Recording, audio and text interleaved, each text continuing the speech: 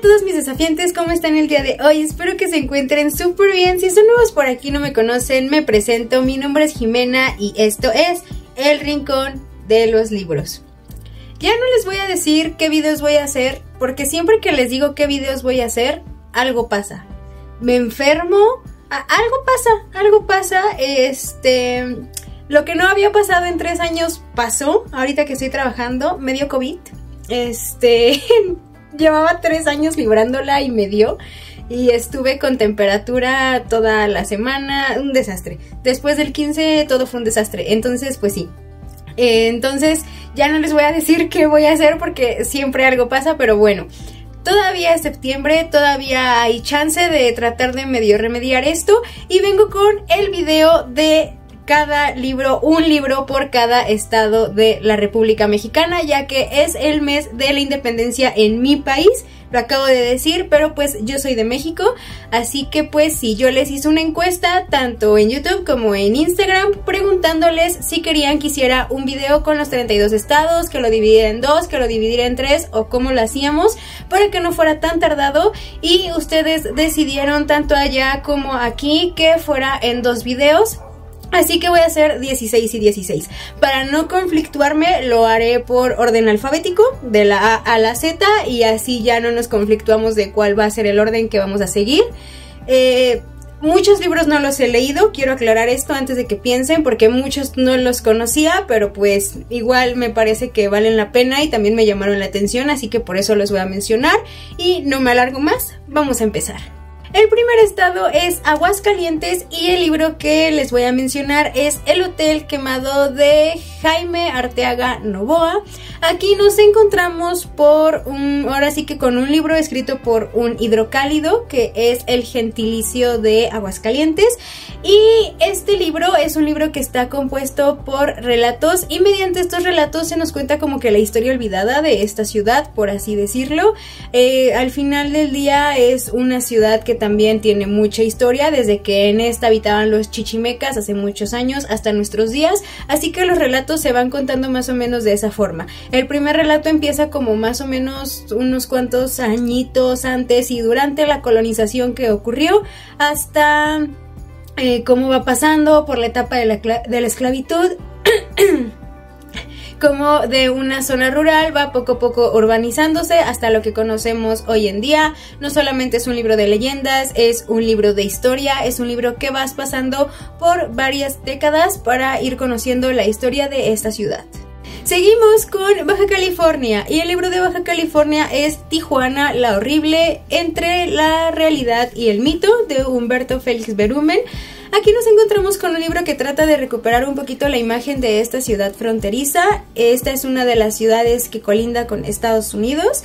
Y pues se tiene un concepto, y eso es sabido sobre todo por los mexicanos y en gran parte del mundo, el concepto que se tiene de la ciudad de Tijuana, donde está como esta imagen de violencia. Y pues en este libro lo que se hace, sí, se habla de lo malo, o sea, se habla de la violencia, del narco, de la corrupción, de todo eso, pero también se habla de Tijuana con su origen histórico, el cómo ha impactado esta imagen que se tiene de la ciudad a nivel sociedad. O sea, no solamente de los que viven ahí, sino de todo México, cómo ha influido también esta imagen en Estados Unidos. Este libro no es una novela, este libro es una crítica. Estas ciudades, sobre todo en el norte, tienen como mucho este tema, es por su colindancia a Estados Unidos, eso tiene mucho que ver, así que considero que es súper interesante.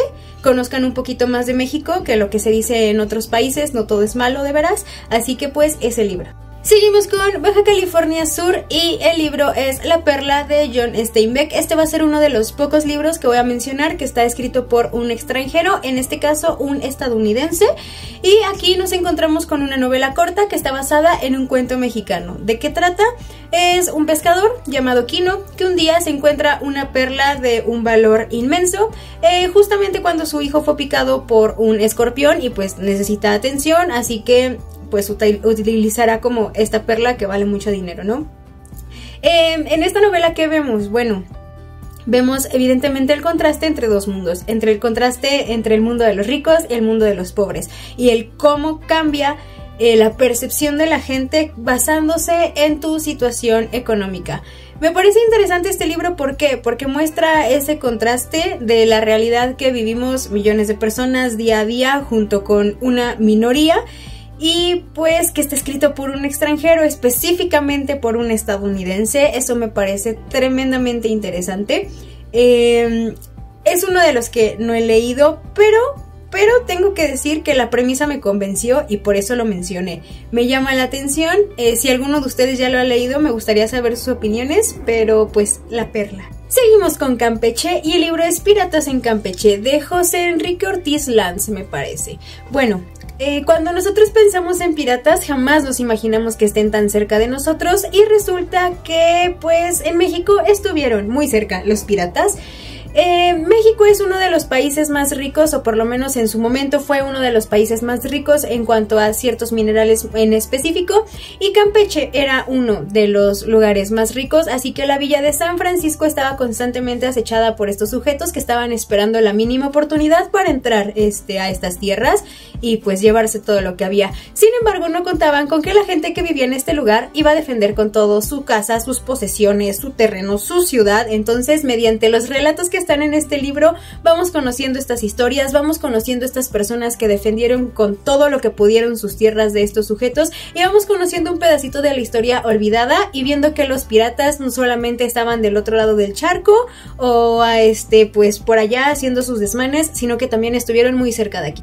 Llegamos a mi ciudad, Ciudad de México, la capital de mi país, y el libro que escogí es Fruta Verde, de Enrique Serna. Aquí nos encontramos con un libro que pertenece a la literatura LGBT. Es LGBT+, y aquí nos encontramos con la historia de 3 personajes. Es Gerardo Lugo, que es un chico que quiere ser escritor y está dolido con la exnovia. Está también Mauro Llamas, que es un dramaturgo homosexual calada a huevo, se quiere meter con Germán. Y está Paula Resillas, que es la mamá de Germán. Aquí nos encontramos en la Ciudad de México por ahí de la década de los 60s, los 70s más o menos, cuando estos temas eran... Si de por sí a la fecha siguen considerándose en cierto modo tabú, bueno, aquí era la cosa más impensable del mundo hablar de estos temas.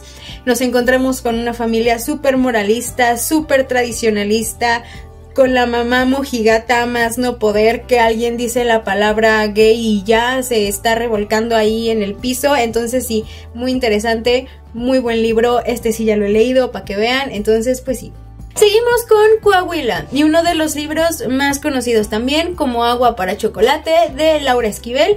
Aquí nos trasladamos a Piedras Negras, y es una novela de realismo mágico, romántica, en donde nos encontramos con Tita y Pedro. Tita y Pedro se aman, pero aunque se aman no pueden estar juntos porque aparentemente ella está condenada a cuidar a su mamá. La solución de Pedro, casarse con Rosaura, la hermana de Tita, y así poder mantenerse cerca de ella, ¿no? Es un libro en el que influye muchísimo el tema de la comida. La comida mexicana es uno de los patrimonios intangibles de la humanidad, de las mejores gastronomías que existen a nivel mundial. No lo digo yo, de veras, por si quieren checarlo. Y es muy interesante porque pues también va metiendo recetas, así que eso está muy cool. Es considerado uno de los mejores libros de Latinoamérica. También, por si lo quieren leer. Es un libro al que yo por alguna extraña razón he estado renuente, no lo he leído, pero sé lo que se dice de él, me lo han recomendado también, y confío en toda la gente que me recomienda libros, que cree que me va a gustar porque normalmente le atinan. Entonces pues yo se los recomiendo a ustedes. Seguimos con Coahuila, y también una de las novelas más conocidas, Pedro Páramo, de Juan Rulfo. Aquí nos trasladamos a Comalá, y la novela está ambientada durante la Guerra Cristera.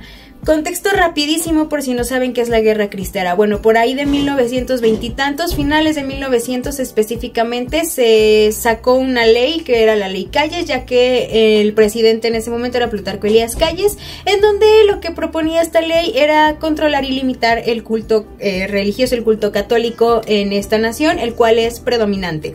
Ahora, teniendo eso de contexto, sigamos. Aquí se juntan 2 historias, la de Juan Preciado y la de Pedro Páramo, ya que Juan Preciado es hijo de Pedro Páramo y lo está buscando para poder cumplir una promesa que le hizo a su mamá en su lecho de muerte. Esta novela, por la época en la que está ambientada, todavía entra dentro de las denominadas novelas revolucionarias, ya que estamos hablando del final de la Revolución Mexicana más o menos, y es una de las novelas precursoras del boom latinoamericano. Es de una de esas novelas que se ha traducido a no sé cuántos idiomas, se la conocen en no sé qué tantos lugares del mundo. Muy buena, muy cortita aparte, es cortitísima, o sea, ahora sí que si quieren leer algo cortito, Pedro Páramo es definitivamente para ustedes. Seguimos con Chiapas y la novela es Balún Canán de Rosario Castellanos. Aquí nos trasladamos a Comitán con César Argüello. César Argüello es el dueño de la hacienda Chactajal y sale una nueva ley en la cual dice que los hacendados están obligados a darles la educación primaria a todos sus esclavos. Es aquí donde aparece Ernesto, que es su sobrino, el cual va a llegar a este lugar para hacerla de maestro. Sin embargo, se va a encontrar con el conflicto de que pues no habla el idioma de las personas de ahí, que no quiero decir que es maya porque no la quiero cagar, o sea, no vaya a ser que sea otro idioma el que hablan, entonces el idioma que hablan ahí. Sin embargo, los esclavos se empiezan a sublevar, matan a uno de los esclavos más fiel del señor y pues a raíz de ahí empieza una tras otra, tras otra, tras otra. Este libro refleja lo que es la guerra entre los esclavos, los indígenas de este sitio y los terratenientes. Una lucha que se dio, que se da y no sé cuánto tiempo y no sé muy bien contexto histórico, así que no me meto en eso, pero resulta muy interesante y aparte Rosario Castellanos, joya. Seguimos con Chihuahua y el libro es Minas del Retorno de Carlos Montemayor. Y aquí nos trasladamos a Parral. Parral es el lugar de donde es originario el autor y por lo mismo también el libro está plagado de la figura de Francisco Villa. Francisco Villa fue un revolucionario mexicano que fue muy importante, sobre todo en la parte del norte del país, y Parral es la ciudad en la que él va a ser asesinado, así que pues ya un poquito de historia de México. La figura, el personaje principal de este libro es Alfredo Montemayor. No es cierto, es Alfredo Montenegro, es que el apellido del autor se parece mucho. Bueno, este señor, este sujeto, se sabe que va a morir, o sea, él sabe que eventualmente de una u otra manera va a terminar. Todavía en la segunda parte de esta novela, él regresa a Parral, de donde es originario. Cuando él regresa a Parral, lo que va a hacer es empezar a recordar su vida, lo difícil que fue su vida en las minas mientras él buscaba oro. Y pues así, esta es una novela que no solamente funciona como eso, sino que también hace un poquito de denuncia social y es una obra documental que es muy interesante, entonces pues se las dejo por aquí. Seguimos ahora con El estado de Durango y el libro es un thriller que se llama Cuando el diablo se aburre, de Ignacio Cid Hermoso. Este thriller está basado en dos hechos que sí ocurrieron en este estado, que es el bombardeo de Durango y el asesinato de 3 niñas, así a muy grandes rasgos. Estos dos hechos sí ocurrieron y aquí nos encontramos con Ezequiel, el cual es un escritor que trata de demostrar que la versión oficial, o sea, la versión que dieron las autoridades de lo que pasó fue todo inventado, realmente no fue eso lo que sucedió. Y el cómo todavía se recuerda a la figura de el monstruo de Durango y los asesinatos que este sujeto cometió. Sin embargo, no contaba con que conforme iba a ir avanzando su investigación se iba a ir encontrando cada vez más sangre. Está muy padre, un poquito también como de contexto de la ciudad y así. Entonces, pues se los dejo por aquí. Si ustedes son de Durango y no conocen este libro, pero sí conocen los hechos de los que lo estoy mencionando, estaría muy interesante que lo dejaran en los comentarios para saber un poquito más de estos casos. Seguimos con el Estado de México y el libro es La caída de Teotihuacán de Octavio Torres Cházaro. Bueno, sí, el punto es que este libro forma parte de una serie, de una saga que se llama Teotihuacán, la otra civilización. Teotihuacán es una de las ciudades de las que realmente no se sabe gran cosa, hay mucho misterio rodeado, o sea, ahora sí que rodeando a la ciudad, no se sabe quiénes la hicieron, no se sabe a dónde se trasladó su gente cuando la ciudad cayó. Muchas cosas no se saben de Teotihuacán, pero en este libro, en esta serie, se aborda un poquito más las cosas que sí se saben de la ciudad. Los protagonistas del libro son los indígenas, son las personas que vivían ahí, en barrios, en palacios, y pues los personajes que aparecen nos van contando como su día a día, el incendio que ocurre, cómo la ciudad agoniza por más o menos un siglo, un poquito más, y vamos viendo estas historias, las diferentes circunstancias que llevaron como a la caída, las diferentes posibilidades de a dónde se trasladó el pueblo después. O sea, mucho de esta novela también es en cierta parte especulativo, porque como les comento, realmente no se sabe con certeza qué pasó, pero es muy bueno, es muy interesante esa parte. Y Teotihuacán, como dije, es una de las ciudades con mayor misterio y de las que menos se sabe, porque un día llegaron los mexicas y ya estaba ahí, o sea, así la encontraron, por eso la ciudad de los dioses. Entonces, pues sí, ese libro. Seguimos con Guanajuato y el libro es Estas ruinas que ves, de Jorge Ibargüengoitia. Aquí nos encontramos con el protagonista, que vivió muchos años en la capital y un día regresa a su pueblo, a Cuébano. En este pueblo él se va a volver profesor como de universidad, de literatura. Sin embargo, pues muy pronto se va a dar cuenta que las cosas no son iguales en su pueblo a como eran en la ciudad. De repente este sujeto, que es un intelectual, se ve rodeado de peleas en cantina, de borracheras y sobre todo de mujeres. Así es como sucede. Y pues ya, esta es una novela de autoficción. El autor tomó parte de su vida para escribirla. Es un autor también muy conocido, que a lo mejor hay personas que no saben que era mexicano, tal vez, no sé, nunca falta, y considero que es interesante. También tenemos que recordar muchas cosas del contexto de la época en la que está escrito. Recordemos eso siempre antes de leer un libro, por favor, y pues lo dejo por aquí.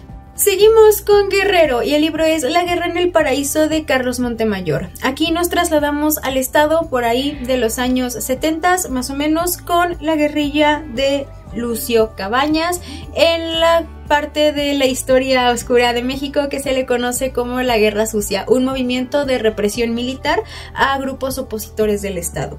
Por un lado tenemos a los pobres y por otro lado tenemos al ejército y al Estado.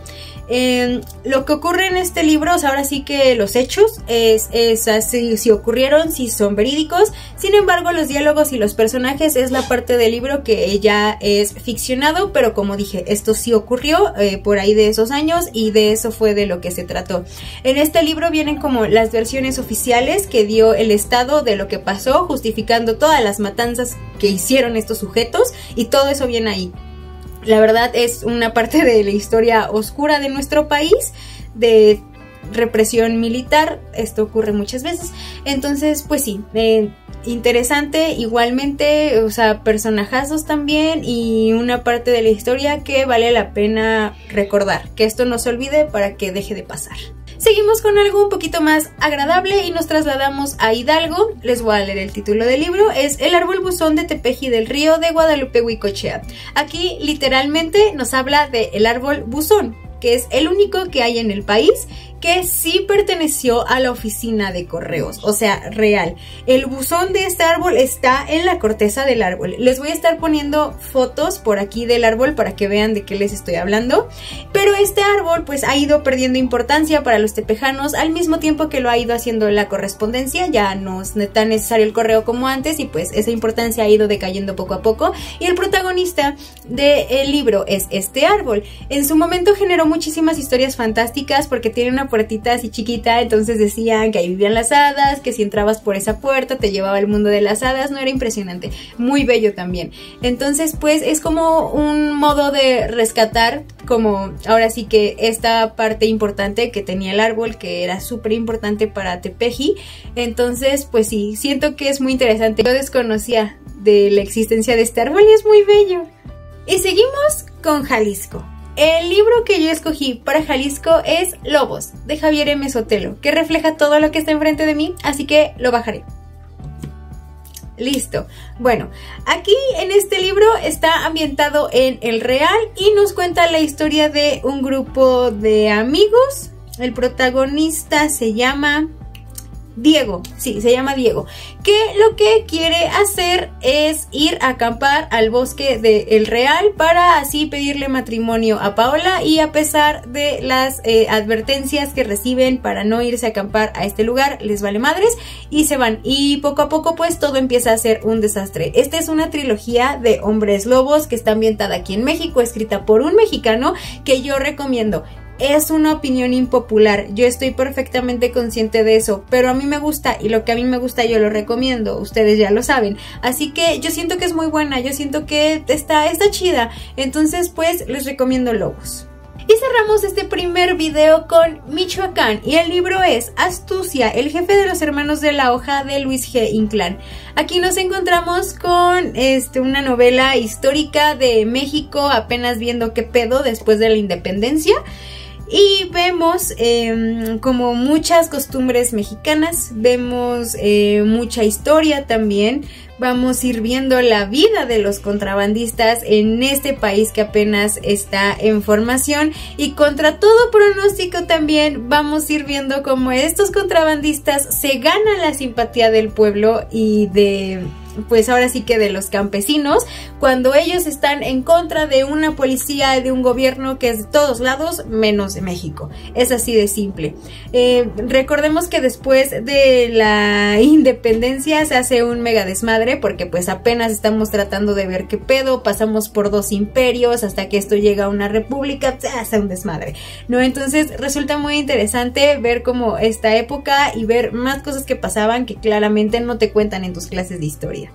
Y bueno, mis desafiantes, esto ha sido todo por el video del día de hoy. Para el siguiente video vamos a seguir con el resto de los estados, de Morelos hasta Zacatecas. Entonces, vamos, ahora sí que voy a tratar de irme un poquito más rápido. Traté de hablar, o sea, así por mucho 1 minuto y medio de cada libro. Así que espero que el video no se haga tan eterno. Al final del día fueron 16 estados. Ustedes también cuéntenme qué libros conoces que están ambientados en estos estados de los que hablé en este video. Si ustedes son de algún estado, si han leído alguno de los que les mencioné.